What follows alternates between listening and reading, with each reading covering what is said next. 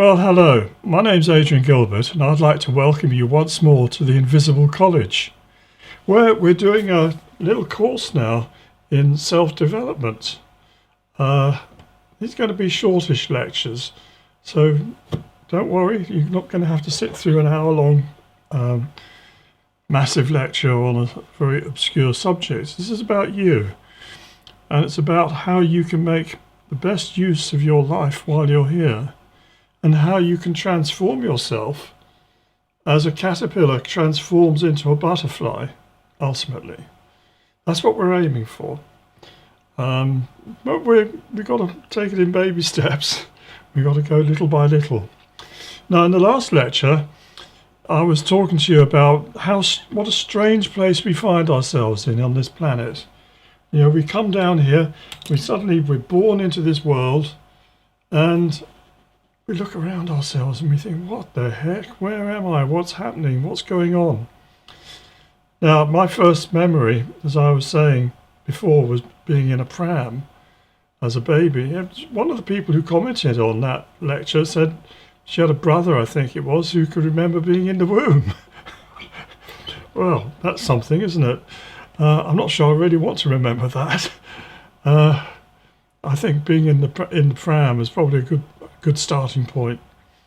But anyway, what I wanted to talk to you today was about your situation and your general situation when you're born, and how you should start seeing yourself and things to do with it. And I want to talk to you about two particular, how can I call them, not factors, but controlling influences. That's perhaps not the right term either, but you'll understand what I mean when we go on. The first one is fate, and the second one is destiny. Now, you might think those two things are the same thing, and you might think both of them are nonsense, but they're not the same, and they have a very big meaning in your life, and they will have done right through your life. You know, whether you're only 5 years old now, I don't believe there'll be many kids watching this, or whether you're 85, these things will have had a big influence on you. So what do we mean by fate? Well, I expect a lot of what you're probably thinking is, astrology. And yes, that does come into it. Now, I'm sorry if you're a Christian, you think, oh, no. That's Babylonian black magic he's talking about. I'm going to rush out. No, I'm not going to go down that pathway at all. Actually, you find a lot of references in the Bible to astrology. For one thing, those cherubim, you know, the ones that Ezekiel sees with the chariot that comes down, and one has the look of a bull, another one an eagle, another one a man, and the other one, I forget if they use the serpent symbol or the eagle symbol, but those four, the lion was the other one. Those four are the symbols of the fixed signs of the Zodiac.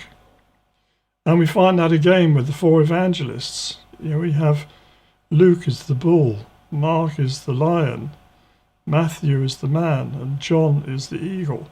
These, again, are four relating to the four fixed signs of the Zodiac, which mark out time in particular. Now, I'm not talking about, you know, influences coming from the stars and affecting you. No, it's not like that. It's really about time cycles. And depending on the time of the year you're born, summer, winter, autumn, spring, and you can split those quarters into subsections of 3, which give you 30-degree signs. You end up with a zodiac of 12. I call it a zodiac. The actual stars of the zodiac have moved back a sign since they were laid out the way they are by, I think it was the Greeks. So we're not really talking about stars. We're talking about divisions of the time cycle of the year around the sun. And the way I like to think about this is, imagine that you go into a circular room, And that room has chairs around the edge facing outwards through windows. And there are 12 windows. And you choose the chair that you want to go and sit in. And that's the view that you're going to get. Everybody's in the same room, but they're all looking out through different windows. So there's an Aries window, there's a Taurus window, there's a Gemini window, there's a Cancer, Leo, all the way around. And the perspective that you're going to have on the world is going to be conditioned by the window that you're born into looking out through. Does that make sense? So I'm a Leo, for instance, and Leos look through a particular window. Yeah, they're a bit boastful, perhaps, a bit showy, but they also make good leaders, and they also have a warmth to them. I have lots of Leo friends, whereas if you had, let's say I had Gemini, if I was looking through the Gemini window, Geminis are very good communicators. They're very good, make very good journalists. They have usually very many friends and connections. If you think about your Gemini friends, you'd find that that's true. And it's the same, each sign has its own characteristics. And that's the first aspect we can talk about your fate. It's the window that you come in to look out through. And that's given by your birth date. Now, there's other windows, no, not windows, there's other aspects of your fate. You're born into a particular nation, right? Now, I'm born into the British nation, subsection England, and that gives me a certain character which is determined by the national group that I'm born into. So, whether I like it or not, that is my conditioning. And it's going to make me very different from if I was an American, say, or if I was a Mexican or Chinese or anything else, where you have different cultural aspects, but also different pedigree handed down by your nation with its archetypes and its specialities. You're not as free as you think. You are going to get the imprint of your nation group on you. Now, you might rebel against it, but that is going to be with you. And it's also going to be an aspect of your fate. And then you're born into a certain locale. Now, if I was born in the suburbs of London, that's going to make me different from someone who's born in Manchester in terms of my fate. It's going to affect my outlook, but it's going to affect other things like job opportunities, the sort of jobs that might be going to be on offer. It's going to affect my personality. People up north, in the north of England, tend to be more friendly and more outgoing than people in the south. It's a fact. People are more reserved in the south of England than they are in the north. On the other hand, people in the south of England, they have other characteristics that give them different outlook on life from people up north. Of course, you can migrate. You don't have to stay with that. You can move to different places, obviously.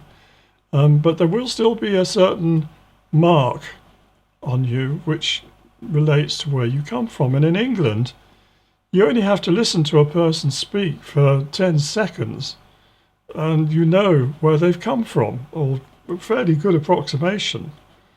Other people from America are very surprised by this, that the English, we have so many regional accents, and we all know them. We don't necessarily talk about it, but we know immediately, he's a Brummie, or yeah, he's a Mancunian, or Liverpudlian, or he's a Geordie from up in Newcastle, or he's a Cockney from London. We have these regional accents, and people notice immediately. And that again is another aspect of your fate. And then there's the family you're born into. Yeah, if you're born into a family of plumbers, you're going to have a different outlook from if you're born into a family of stockbrokers. Different expectations of you, perhaps. Different natural born inheritance. Yeah, you'll tend to gravitate towards whatever your father does or your mother. So you're going to have a condition, and the religion of your family, or no religion, that is also going to have an influence on you. And then, of course, there's your education. That's going to affect you. So all these things affect your fate. So what's the difference with destiny?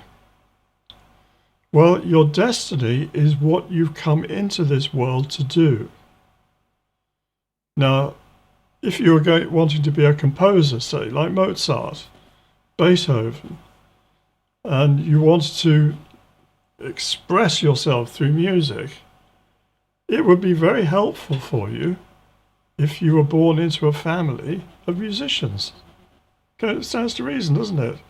They're going to be empathic to your desire, your drive to wish to be involved in music. The same in art, the same in business, the same if you want to be a soldier. And this is something interesting. You find that the military very often do travel down in families. Yeah, father was a soldier, grandfather was a soldier, yeah, great-grandfather was a soldier. And so, the son of the family, it's a natural thing to do is to go into the army, or it might be the Navy or the Air Force. You tend to have military families. And you have families which get themselves involved in, say, the city, like banking, being chartered accountants or something of that sort. These things tend to travel in families, and carpenters. And of course, Jesus, he was a carpenter. When they say carpenter, actually the Greek word is tekton, which is more like architect. You can imagine that building a tekton, the architecton, the head tekton is the architect. So it doesn't necessarily mean he's working in a little shop making chairs or something. He was probably building the temple, or his father was. But these things tend to travel down, and you tend to look, given the choice, a soul, when it's coming into this world, will tend to look for conditions that are going to help it to achieve its destiny. Now, it might not be that sort of destiny. You might want a destiny of hardship. I know that sounds pretty strange to us when we talk here. You think, when you're in this world, I want it easy. I want to make good money. I want to meet lovely women. I want to have fun. I want to, go and explore the world. Why would I want to bring hardship into my life? Well, for your soul's growth, sometimes you want to take on a task which is difficult and hard. And it might be as hard as being handicapped in some way. Yeah, and having to deal with that and cope with it and work around it and develop strength of character through doing that. That might be what your soul chose, and you find yourself in that situation. Or you might choose to go into a family that's completely wrong for the thing that your destiny is. You might wish to be a great painter, and the family you go into have no interest whatever in art. They want you to go and build walls, be a bricklayer, and they can't see any reason why you should want to paint paintings. And that could be a major challenge for you. It might be that was the only family around at the time for other reasons that you wanted to come into that life at that time. So you took it, although you knew it wasn't going to be that useful for you. You're going to have to break free from that in due course. You might have decided that was better than not being able to come in at that time. So there are all these factors that determine, first of all, your fate, and then your destiny, which is your decision why you came in here in this life and what you wish to achieve. And this is something you will have worked out with people upstairs before you even came here. But there was also something else that I want to talk to you about, and that is talents. Now, if you've read your Bible and your New Testament, you've probably heard the parable of the talents Jesus tells to the people. One, the master's going away and he brings his servants to him, 3 of them. And the first one, he says, here are 5 talents. Use them wisely. And I'm going away. And the second one, he says, now, I know you haven't got as much experience as him. I'm giving you 2 talents. Use those wisely. And the third one comes along and says, yeah, you're new, I know. Here's 1 talent. Use it wisely. And then he goes away. Then when he comes back, the guy who's got 5 talents has used them to buy grain, and he's planted fields, and he's reaped a harvest, and he's sold the harvest. He's got another 5 talents, right? He comes to the master and he says, look, master, here's your 5 talents, and here's 5 talents more. And the master says, wonderful, my trusty, loyal servant, you've done so well. Because you've done so well, I'm going to promote you. So he gets promotion. And then the second one comes along and he says, he's traded in the marketplace. Yeah, he's bought some stuff and he's sold it at a profit and he's made some money. He comes along to the master and says, here's your 2 talents, and here's another 2 that I've earned with my skill in the marketplace. And the master said, wonderful, you've done so well. I'm really pleased with you. You're really progressing well. I'm going to promote you. But the third servant, he was afraid that he was going to lose his talent, so he hid it. So he comes up to the master and he says, master, here's your talent back. I'm sorry, but, I was afraid I might lose it, waste it, or destroy it, or have it stolen, so I hid it. But I haven't lost it. Here it is back. And the master says, you disgraceful servant, I told you to use that talent. Yeah, now I don't want you in my employ. Go away. And the servant's thrown out. And that's kind of to do with life. When you come into life, you bring certain talents in with you. And it might be a talent for music, or a talent for art, or talent for mathematics, or talent for grasping foreign languages. All these are different talents that different people have. And when you've got one talent yourself, you look around and someone else hasn't got that, you think, how is it he can't do that? It's so easy. And he looks at you, and he's got other talents, and he looks at you and he says, how come he can't do this that I find really easy? Is he thick? We're all different, and we all have different talents. And then I want to differentiate between your talents that you brought in and your skill sets. Now, your skill sets might be that you developed a talent and made it better, but it's also something you could have learnt from scratch. It might be something that you've gone against the grain, as it were.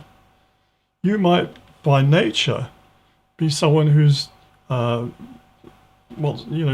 play the violin really easily, but you might have learnt how to lay bricks or how to do complicated mathematics.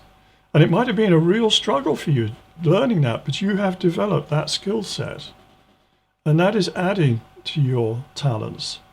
So these are the things that we need to take care of and think about even before we start any ideas about some kind of self-development that will hopefully help us grow our wings. And I want you to do a little exercise for me, and that is to sit down with a piece of paper, maybe a few pieces of paper, and try to work out and write down what are your inborn talents. Yeah, the things that you think that you came into this world with. And then write down what you think are your skill sets that you've developed that are not a natural thing for you, but you've struggled with it, you've worked on it, and you've developed it. Write those down, and it'll give you a much better understanding of where you stand. And then when you've done that, we'll move on to the next stage, which is to talk about how you can begin the whole idea of transformation. So thank you very much for your time, and look forward to speaking to you again soon. Bye-bye.